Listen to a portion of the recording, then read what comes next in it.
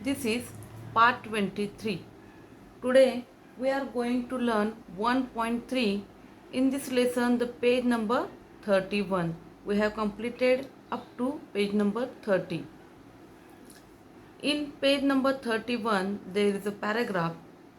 At length, Sophie reached one of the avenues to the east where the glitter and turmoil was but faint. He dragged himself towards Madison Square, for the homing instinct survives even when the home is a park bench. अशा प्रकारे या स्टोरीमध्ये आपल्याला आता काय कळणार आहे की सोपी विषयीची अजून एक एक्स्ट्रा माहिती कळणार आहे. मग यामध्ये आपल्याला न्यू वर्ड्स आलेले आहेत बघा. कुठले कुठले आलेले आहेत? Avenues, glitter, turmoil. Avenues AVENUES avenues, a wide street getting something, म्हणजे काय? रुंद असा एखादा रस्ता. Glitter GLITTER glitter, a shiny appearance, a shiny appearance. APPEARANCE झगमगाट, चमचमाट. टर्मॉईल TURMOIL टर्मॉईल म्हणजे काय? A state of great noise or confusion, म्हणजे काय? कुठला स्पष्ट असा आवाज नाही किंवा कोणतं तरी मोठ्या प्रमाणात असं एक मन हे म्हणतंय तर एक मन दुसरं म्हणतंय, अशा प्रकारे कन्फ्युजन असणारी मनाची अवस्था. मग मराठीमध्ये याचं ट्रान्सलेशन काय होणार? काही वेळात सोपी पूर्वेकडे जाणाऱ्या एका रस्त्यावर पोहोचला. तेथे तो शहराचा झगमगाट व गोंधळ नव्हता. तो मेडिसन चौकाकडे खेचला जात होता. तिथे घरची ओढ अजून जिवंत होती, जरी त्याचे घर म्हणजे बागेतील एक बेंच होते. म्हणजे आता पूर्वेकडे जाण्याकडे एका रस्त्याकडे वळला होता, म्हणजे तो शहरापासून लांब होता.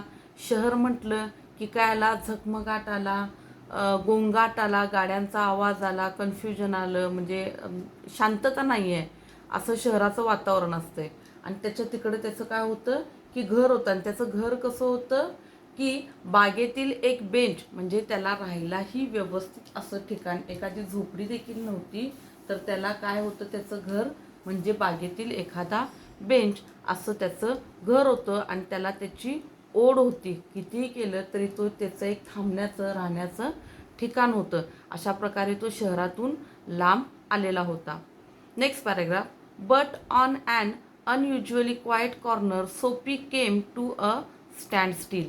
मग एखाद्या अनयुज्युअली म्हणजे नेहमी काही तसं थांबत नाही, पण असा नेहमी न घडणारी घटना घडली की एखाद्या कॉर्नरला तो काय झाला? थांबला, स्तब्धपणाने थांबला तो. मग काय कारण होतं त्यानं थांबण्याचं? Here was an old church, quaint and rambling and gable. Though through one violet stained window a soft light glowed, where no doubt the organist loitered over the keys, making sure of his mastery of the coming Sabbath anthem. For there drifted out to Sophie's ears sweet music that caught and held him transfixed against the convolution of the iron fence. म्हणजे एका घरापाशी old चर्चमध्ये कसं वातावरण असते त्या type तिथं वातावरण त्याला जाणवलं. एका घरापाशी काय केला? तो थांबलेला होता. आणि ते कुंपण होतं. कशाचं? तारेचं कुंपण होतं.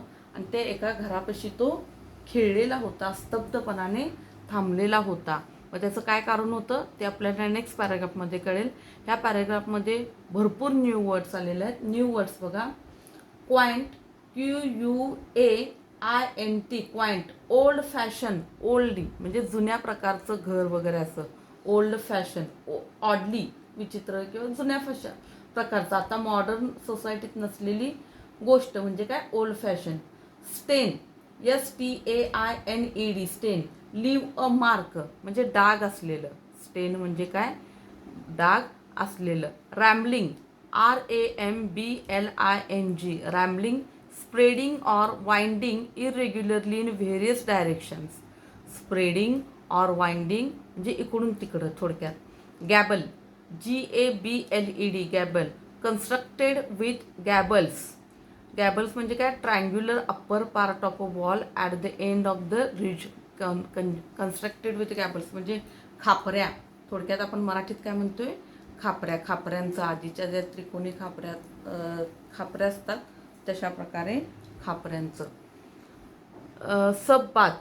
सबबाथ means a day of religious observance and abstinence from work kept by Jews and, म्हणजे जसं ख्रिश्चनमध्ये परंपरा आहे, रविवार म्हणजे देवाची प्रार्थना, येशूची प्रार्थना करण्यासाठी ठेवलेला दिवस. सगळे रविवारी काय करतात, चर्चमध्ये जातात. असा हा त्यांच्या धर्मामध्ये एक दिवस देवासाठी ठेवलेला असतोय. मग ते दिवस म्हणजे काय, की बाबा सबबाथ, रविवार चर्चसाठी जाण्यासाठी ठेवलेला दिवस. कन्व्होल्युशन, CONVOLUTION, कन्व्होल्युशन म्हणजे कॉइल्स ऑर ट्विस्ट. कन्व्होल्युशन म्हणजे कॉइल्स ऑर ट्विस्ट म्हणजे काय किंवा त्याचा दुसरा असा आहे अर्थ, thing is complex and difficult to follow, म्हणजे गुंतागुंतीची गोष्ट. मग अशा प्रकारे काय झालं या पॅराग्राफमध्ये आपल्याला काय कळलं, परंतु एका विलक्षण शांत कॉर्नरला सोपी थांबला. इथे एक जुने चर्च होते, सुरेख, आवाढव्य आणि उतरत्या छत्राचे. एका जांभळ्या काचेच्या खिडकीतून एक मंद प्रकाश चमकत होता. तिथे एक पेटीवादक बटनावरून आपली बोटे फिरवून येणाऱ्या सबबाथला रविवारी म्हणजे प्रार्थना गीताची तयारी झाली का याची खात्री करत होता. म्हणजे तो काय करत होता, प्रार्थना गीताची प्रॅक्टिस करत होता. सोपीच्या कानावर ते सुंदर संगीत पोचले आणि त्या गीताने गुंडाळलेल्या तारेच्या कंपनाजवळ सोपीला खेळवून ठेवले. म्हणजे ते कंपाऊंड जे होतं फिक्स तारा गुंडाळून जे काय तारेचं कंपाऊंड होतं, त्या कंपाऊंडच्या इथं काय झाला, तो खेळून तसाच राहिला. का राहिला, तर त्याला काय झालं की प्रार्थनेचे गीत त्याच्या कानावर ऐकू आले. कसे काय कानावर ऐकू आले, तर एक व्यक्ती त्याच्या घरामध्ये रविवारी जे काय प्रार्थना म्हणणार आहे त्याची प्रॅक्टिस करण्यात मग्न होता आणि त्याचे स्वर त्या सोपीच्या कानावर आले आणि ते इतके सुंदर, अप्रतिम आणि आकर्षक असे स्वर होते की जेणेकरून तो तिथंच खेळला गेला, थांबला गेला. The moon was above full and radiant. Vehicles and pedestrians were few. Sparrow twittered sleepily in the leaves, or a little while the scene might have been a country churchyard, and the anthem that the organist played cemented Soapy to the iron fence, for had known it well in the days when his life contained such things as mothers and the roses, and ambitions and friends, and immaculate thoughts and collars. मग आता त्याला काय केलं, ज्यावेळी anthem त्याच्या कानावर पडलं त्यावेळी त्याला पाठीमागच्या दिवसाची आठवण झाली. आणि ती काय आठवण झाली, त्याच्या मनस्थितीवर काय परिणाम झाला, हे आपण इथून काय बघायचं आहे, ह्या पॅरेग्राफमधून बघायचं आहे. मग या पॅरेग्राफमधले न्यू वर्ड्स बघा. पहिला न्यू वर्ड पेडेस्ट्रियन्स. PEDESTRIANS. पेडेस्ट्रियन म्हणजे person walking in the street, पादचारी, जो रस्त्याने चालत जाणारा आहे तो म्हणजे काय, पेडेस्ट्रियन. रस्त्याच्या बाजूला त्यांच्यासाठी एक वेगळा रस्ता असतोय, त्याला विभागणी केलेली असते. हायवेला त्यांच्यासाठी फुटपाथ आपण म्हणतोय, तो फुटपाथ, ते फुटपाथ म्हणून जाणारी लोक म्हणजे काय, पेडेस्ट्रियन, पादचारी. त्यानंतर ट्विटर, TWITTERED. ट्विटर म्हणजे काय, above birds to make series of short high sounds. Twitter म्हणजे अबोव बर्ड्स म्हणजे हाय जे आवाज वगैरे करणारी स्पॅरोज थोडक्यात. Eaves, EAVES. The edges of a roof, छतचा किनारा. द एजेस ऑफ रूफ, छताचा किनारा, छत आहे आणि छताचा जो काय किनारा आहे तो. यूज. त्यानंतर सिमेंटेड. आता सिमेंट म्हणजे काय, की कोणतीही गोष्ट एखादी पक्की करणं. मग सिमेंटेड म्हणजे काय, की बाबा to join things together using cement, म्हणजे तिथं ती खूप पूर्णपणे पक्क्या स्वरूपात रोवून देणं, cemented. CEMENTED, cemented, to join the things together using cement. Next word immaculate. IMMACULATE. CULATE, immaculate, perfectly clean and tidy, perfectly clean and tidy. मग अशा प्रकारे काय झालं, आता तिथलं वातावरण कसं होतं आणि त्याला काय अनुभव आला ह्याचं चित्रीकरण किंवा ह्याचं वर्णन या पॅरेग्राफमध्ये झालेलं आहे. पौर्णिमेचा प्रकाशमान चंद्र डोक्यावर होता. वाहने व पादचारी देखील अत्यंत तुरळक होते. वळचणीच्या चिमण्याचा शांत चिवचिवाट होता आणि क्षणभर ते दृश्य ग्रामीण भागातील एखाद्या चर्चसारखे वाटत होते, पण ते न्यूयॉर्कमधील चर्च होते. आणि प्रार्थना गीत वाजवणाऱ्या त्या वादकाने सोफीला तारेच्या कुंपणाजवळच खिळवून ठेवले, कारण त्याला आठवत होते एकेकाळी त्याच्याही जीवनात आई होती, आनंद होता, महत्त्वाकांक्षा होती, मित्र होते आणि स्वच्छ विचार आणि इज्जत होती. मग अशा प्रकारे जे काय त्याच्या कानावर प्रार्थना, मग हा काय झाला त्याच्या आयुष्यातील टर्निंग पॉईंट झाला. आत्तापर्यंतची व्यक्तिरेखा कशी होती, या व्यक्तिरेखेतनं आपल्याला काय कळते की त्या सोफीला जेलमध्ये जायचं होतं. कोणी काय म्हणत असते की मला बाबा एक चांगलं स्वच्छ सुंदर आयुष्य पाहिजे, तर त्याच्या विरुद्ध होतं. तो जेलमध्ये जायचा होता. त्याने कितीतरी 3-4 प्रयत्न केलेले होते की आपल्याला जेलमध्ये जायचं आहे, पण त्याला अपयश आलेलं होतं. आणि हे अपयश आल्यामुळे शेवटी तो काय झाला, हताश होऊन तो कुठे येत होता, त्याचं घर कुठं आहे, बागेतील एक बेंच आहे, त्या बेंचच्या इथं येत होता. आणि येत असताना चमत्कार काय घडला की एका घरातून तो न्यूयॉर्कमधला ॲक्च्युली चर्च होते, एका घरातून एका व्यक्तीचं प्रार्थना गीत प्रॅक्टिसचा आवाज त्याच्या कानावर पडला.